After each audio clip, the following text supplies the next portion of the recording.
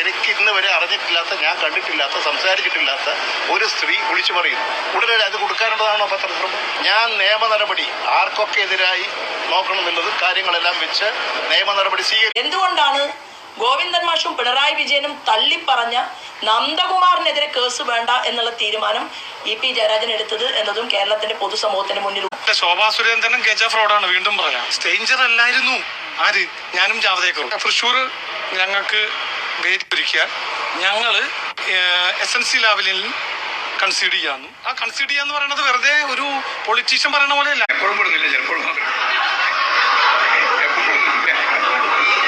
അതായത് വർക്ക് ചെയ്തുകൊണ്ടിരിക്കുന്ന സഹാക്കളെ സംബന്ധിച്ച് നന്നായിട്ട് പ്രവർത്തിക്കുന്നവർക്ക് ജയരാജൻ തന്നെ പറഞ്ഞ പോലെ പ്രവർത്തിക്കുന്നതിനിടയിൽ ചില ശരിയാണ് ഭൂരിപക്ഷം ഉണ്ടാകുക, ചിലപ്പോൾ തെറ്റും. പൊതുപ്രവർത്തനത്തിൽ പുലർത്തേണ്ട പലവിധത്തിലുള്ള ജാഗ്രതകളുണ്ട്.